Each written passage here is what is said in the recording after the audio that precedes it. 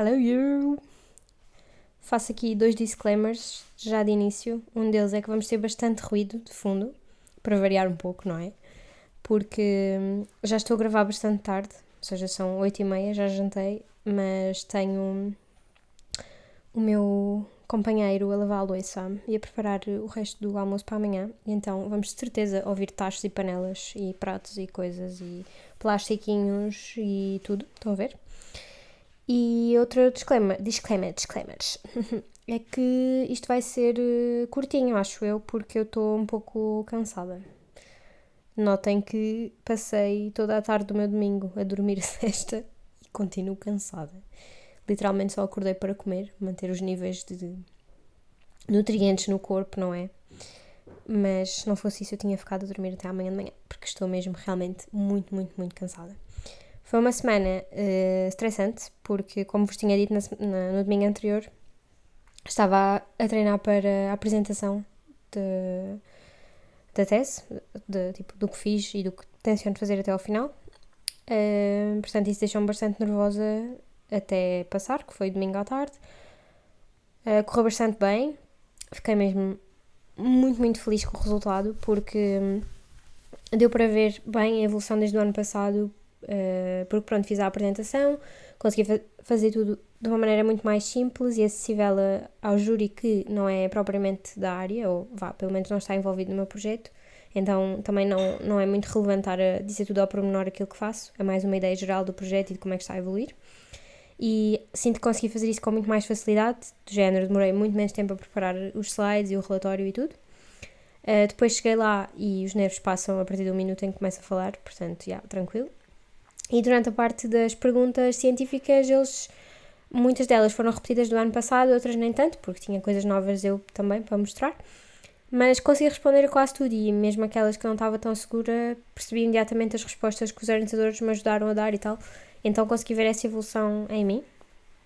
E eles também, porque depois comentaram isso mesmo.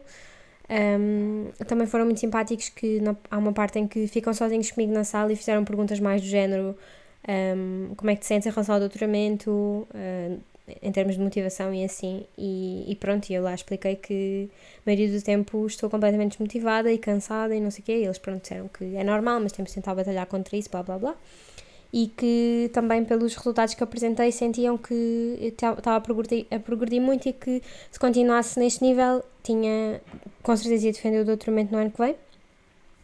E eu até lhes confessei que estava meio reticente em relação a isso, ou seja, achava que ainda ia ter que subir mais o nível e tipo, estava a sentir que era impossível fisicamente e mentalmente esforçar mais do que já me esforço agora. Aliás, tenho essa sensação desde o dia em que cheguei cá, mas pronto, claro que houve uma grande diferença do primeiro para o segundo ano, porque agora já me movimento com muito mais facilidade entre os dois laboratórios, já sei o sítio das coisas e isso aumenta muito a eficiência, tipo, na mesma quantidade de tempo que passam no laboratório, faço muito mais coisas este ano do que no ano passado, precisamente por saber onde é que posso encontrar tudo, como é que faço as coisas de cabeça sem ter que ler artigos ou consultar o caderno. Pronto, e se calhar no próximo ano isto ainda vai aumentar melhorar um bocadinho mais, mas no que toca horas que passo no laboratório e a quantidade de coisas que faço em paralelo é absolutamente impossível melhorar o que já faço agora. Portanto, fiquei contente deles reconhecerem que, pronto, que esse esforço tem sido feito e que a continuar assim vou defender no próximo ano. E pronto, estou muito contente com isso. O próprio orientador também, quando acabou depois a apresentação, lá a reunião com eles, o orientador disse: pronto, a próxima vez que tiveres que apresentar assim para um júri já vais ser doutora, não sei o quê. E até deu uma perspectiva mais tranquila da cena, do género que as pessoas ficam sempre, obviamente, muito nervosas acerca da defesa do doutoramento, mas que, no fim de contas, vocês estão a apresentar um trabalho que mais ninguém sabe tão bem como vocês, porque vocês é que se dedicaram àquilo durante, neste caso, 3 anos, e as perguntas que vos vão ser feitas são relacionadas com isso, portanto, vocês mesmo que não saibam exatamente a resposta àquilo que vos estão a perguntar, vão saber como dar a volta à situação.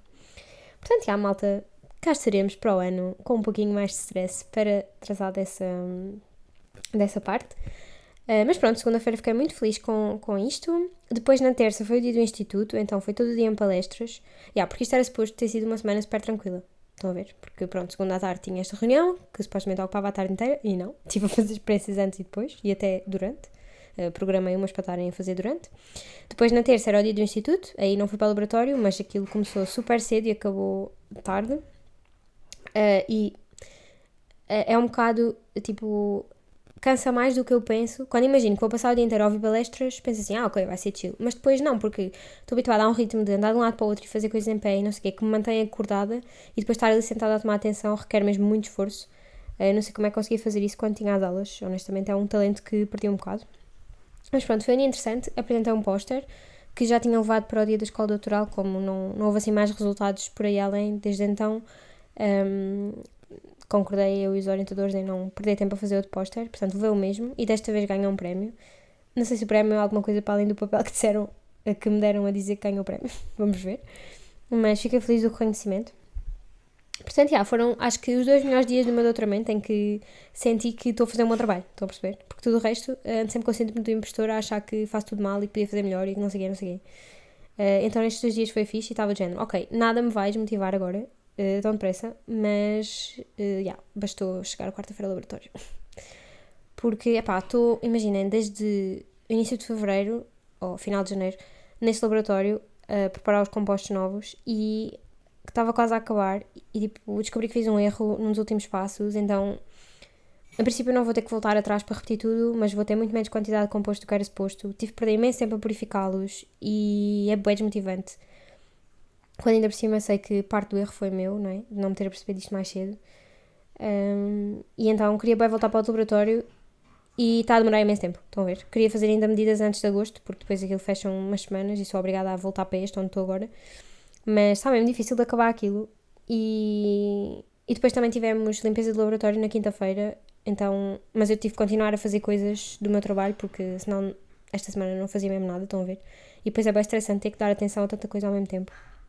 Enfim, cheguei, aliás, quinta-feira, que é o dia em que normalmente my partner vai à piscina. Então eu tiro esse tempo, normalmente saio relativamente cedo, pelo menos tento sair no máximo às 7 da tarde, não é nada cedo, mas pronto. Tento estar em casa à volta das 7, 7 e meia, para enquanto ele está na piscina eu também ter algum tempo para mim, não é? Por caso contrário fazemos tudo juntos, e está ok. Mas pronto, gosto de ter essa horinha sossegada, e normalmente eu faço jantar e não sei o que, é chill. Mas imaginem, quinta-feira cheguei a casa e deitei-me no sofá e fiquei a dormir até quase às 9 da noite. E mais uma vez só acordei, tal como hoje, só acordei para jantar, pronto, para manter ali o nível de açúcar e tudo o que é preciso no sangue, porque de resto, ao nível de cansaço, podia bem dormir até quinta-feira, estão a ver? Andei mesmo cansada, foi uma semana que me deixou-me mais cansada do que esperava mesmo.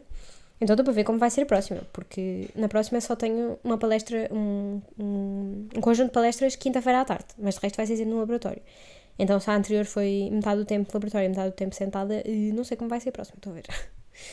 Vamos ver. Mas pronto, assim, trabalho à parte. Nos meus tempos livres, cá em casa, continuámos a jogar no computador, só que infelizmente já acabámos. Infelizmente, não é? Tem 2 lados. Já acabámos o jogo do Overcooked, o número 1 e o número 2. Então a única coisa que podemos continuar a fazer é repetir os mesmos níveis para melhorar a pontuação. O que eu quero continuar a fazer. Só que o meu parceiro da equipa está-se a lixar. Porque ele fica mesmo chateado comigo a jogar aquele jogo, porque eu a certa altura fico zangada com ele, dele não estar a esforçar-se minimamente para termos os pontos, e depois irrito-me e grito um bocado, e depois eu fico chateado que eu grito, e então depois castiga-me e já não quer jogar. Só que descobri uma situação em que ele me odeia mais do que a jogar computador, que é a ver futebol. Porque, como sabem, ontem jogou a seleção, e que grande jogo, desde já, deixa-me referir. E então, eu estava ali a fazer umas costuras, pus o jogo a dar, para estar, não é bem a ver ao mesmo tempo, estava a ouvir o relato, não é? E quando alguma coisa ia acontecer, golo ou assim, olhava para o ecrã. Ele teve a fazer as suas coisinhas no computador, completamente a ignorar a televisão, só olhava para lá quando eu lhe dizia, vê lá isto, como é que foi este golo, não sei o quê. Mas ele, para ele, futebol é completamente indiferente, mesmo quando é a seleção a jogar.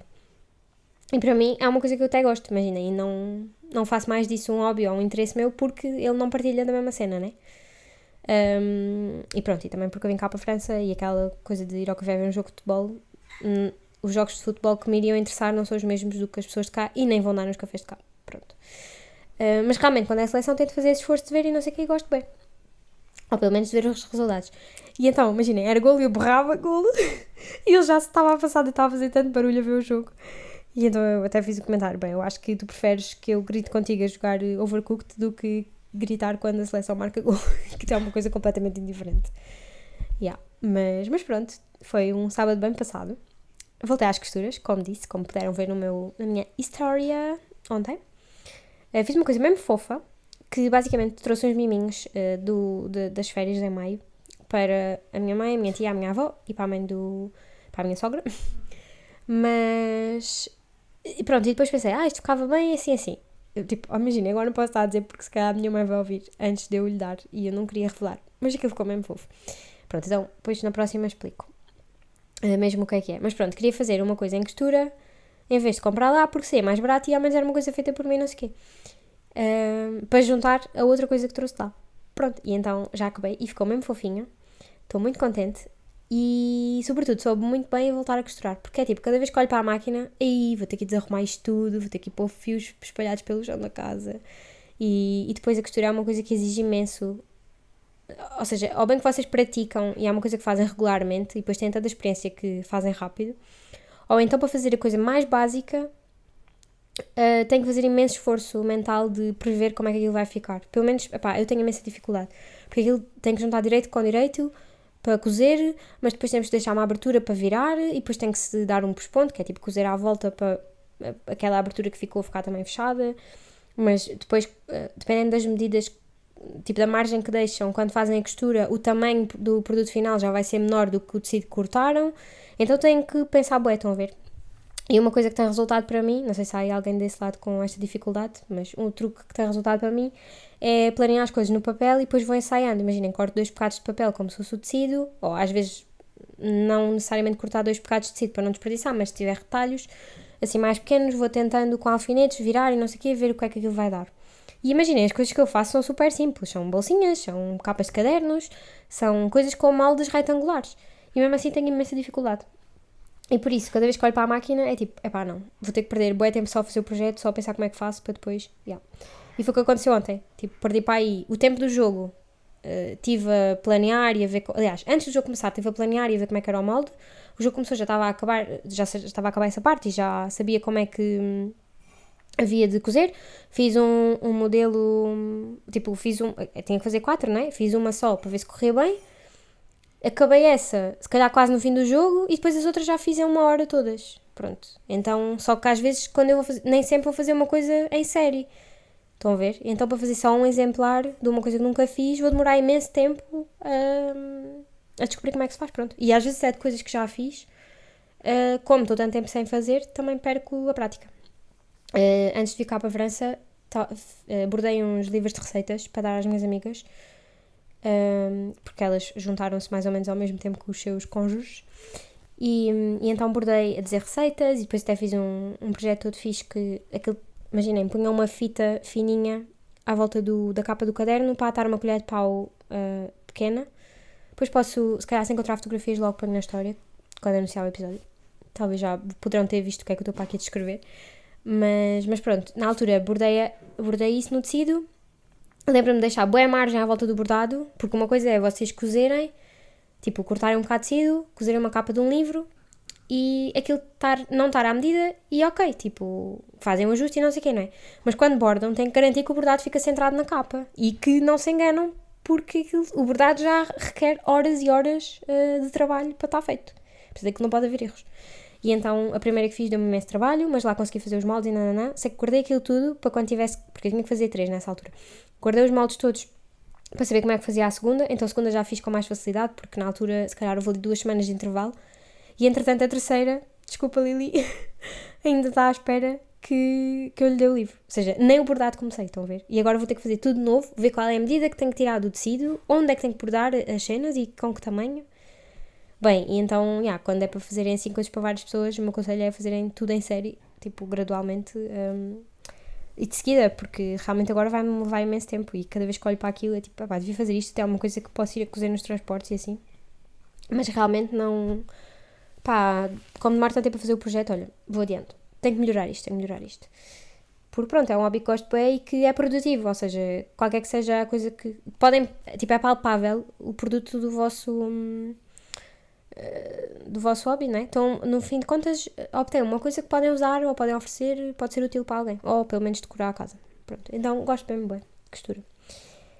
E mais, o que é que tenho mais para dizer? Malta, lembra-se de eu ter falado aqui do Shazam de caras? Devo dizer que isso já me fez falta esta semana. Portanto, lá no dia do instituto estava lá um homenzinho à hora do almoço que eu comecei a olhar e eu assim, mas de onde é que eu conheço esta cara? E tipo, eu devia parecer uma freak porque várias vezes eu estava a olhar para o homem fixamente e ele depois acabava a olhar nos olhos e eu tinha que desviar a olhar, mas assim que passava um bocado de tempo eu olhava de volta para ele para descobrir quem é que ele era. Até que ao fim de vários minutos de creepiness, lá descobri que ele foi meu adversário num dos jogos de petanque. Então o Shazam de caras até para estas pessoas anónimas, tipo não famosos, também é muito útil.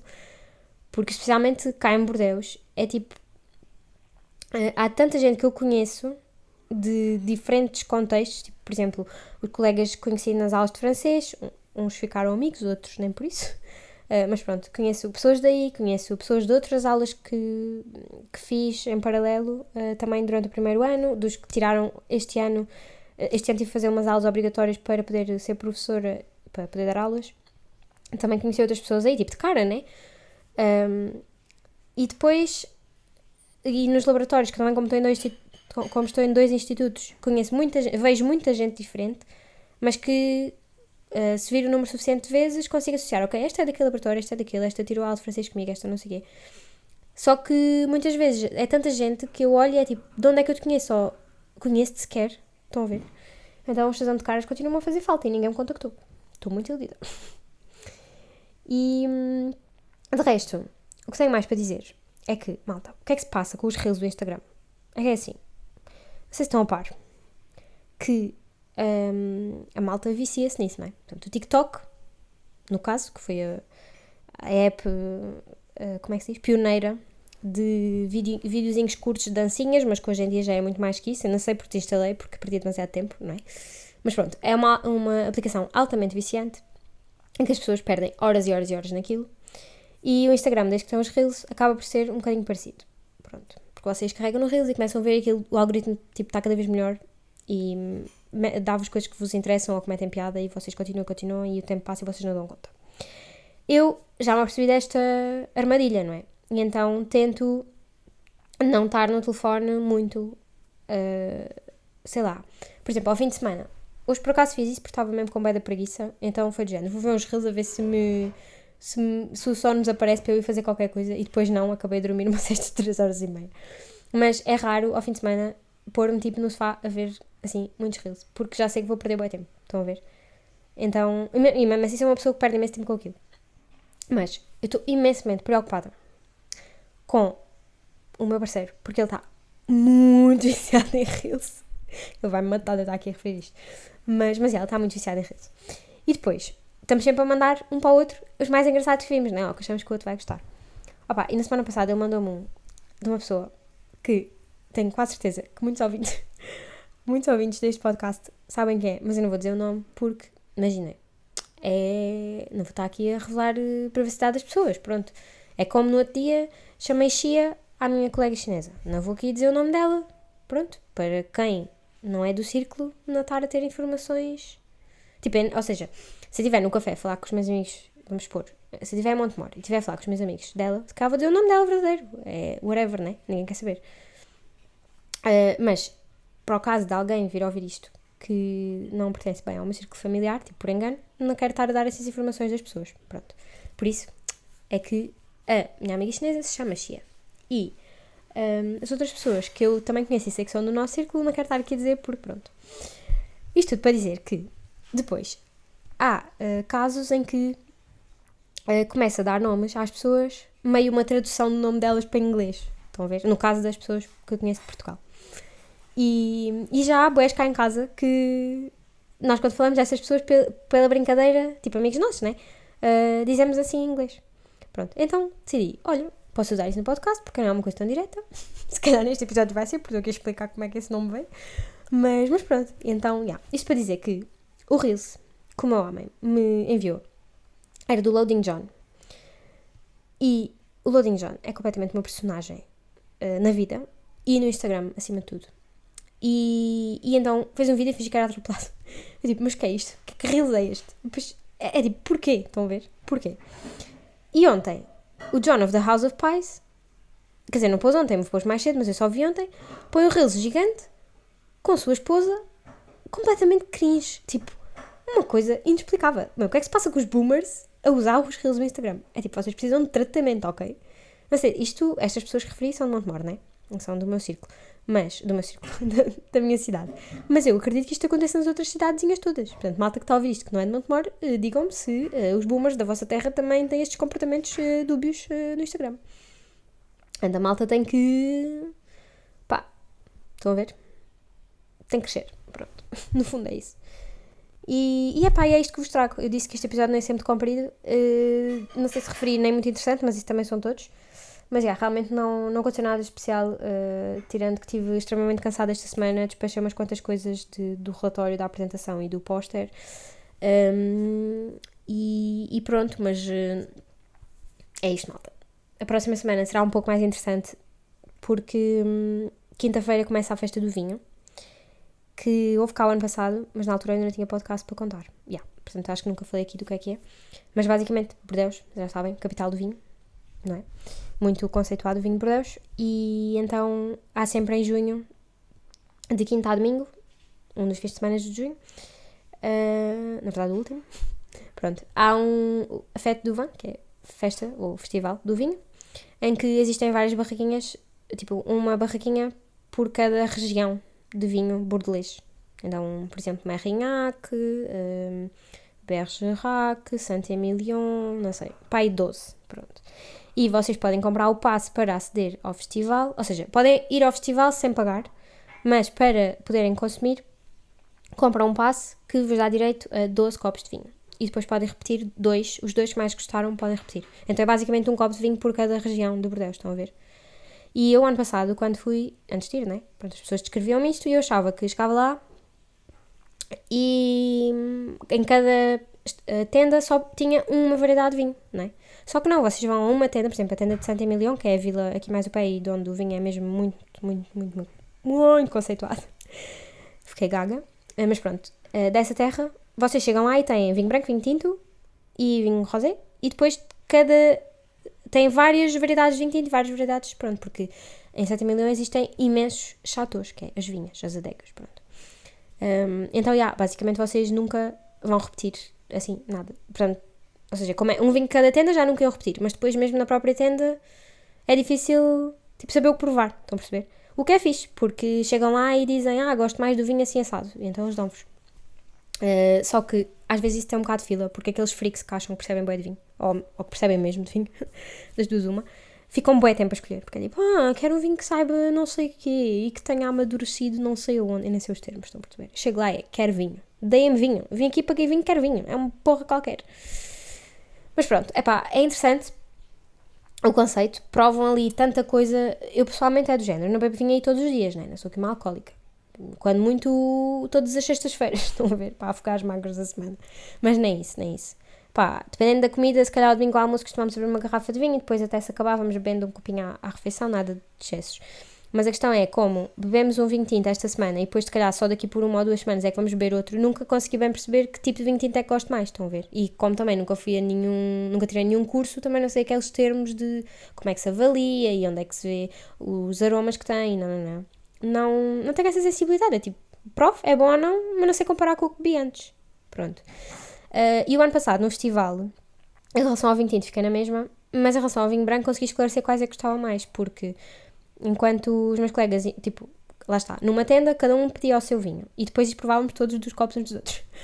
E então, enquanto os meus colegas pediam vinhos mais doces e tipo, frutados, brancos, e eu bebia aquilo e ficava, tipo, era bem enjoativo, e eram super amarelos de cor, eu acabei por pedir uns mais branquiçados, sem gás, e que são basicamente os brancos secos. Então aí consegui, como comparei diretamente e há uma nítida diferença entre os dois tipos de vinho branco, consegui perceber, ok, eu gosto mais do vinho branco seco do que do vinho branco adocicado, pronto.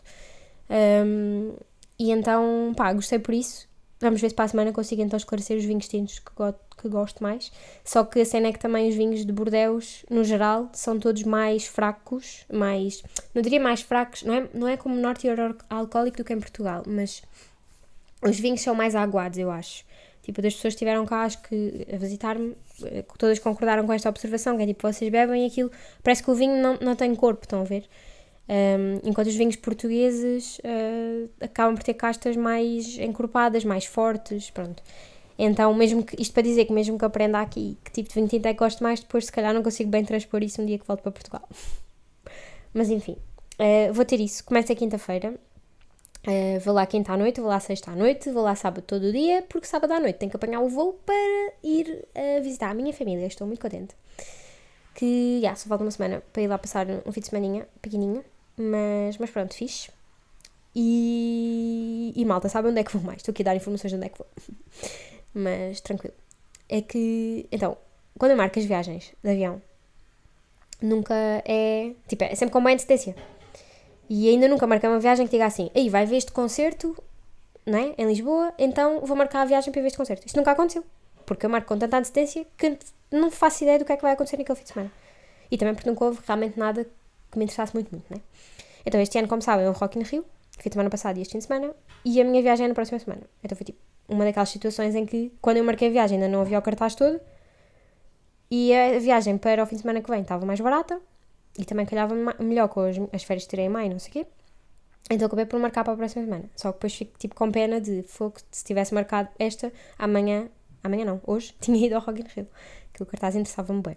Mas pronto, como não pude ir ao Rock in Rio e não poderei ir ao Nós Alive e a outros tipos de festivais que vão acontecer durante o verão, porque as minhas viagens não calham com eles, para a semana, malta, vou ao Festival do Panda. Que, não sei, acho que está ao meio nível, está equiparável. Pedro Sampaio, Panda. Xana Tok Tok, o Doja Cat. Está equiparável. No fundo, é a mesma coisa. Horas, sim, vou ter que acordar para ir às 8 da manhã para ir ao Festival do Panda. Em vez de chegar a casa às 8 da manhã vinda do Rock in Rio, percebem? No fundo vai dar tudo ao mesmo, pronto. A malta só tem que ver as coisas de outra perspectiva. Então estou curiosa para ver como é que vai ser. E esta semana vou ter então que ouvir no Spotify Slow J, não, sempre que eu só ouço Slow J. Nos meus dias tem sido assim. Não, esta semana vou ouvir músicas do Panda, que é para no domingo saber tudo. E os putos ficarem absolutamente surpreendidos comigo. Vai ser isso mesmo que vai acontecer. E é isso, malta. Beijinhos para vós. Malta da minha terra, espero ver-vos no fim de semana que vem. Malta que não é da minha terra, esta vez não dá tempo de vos ir dar uma beija, mas em agosto me aguardem, tá? Beijoca! Au revoir e boa semana!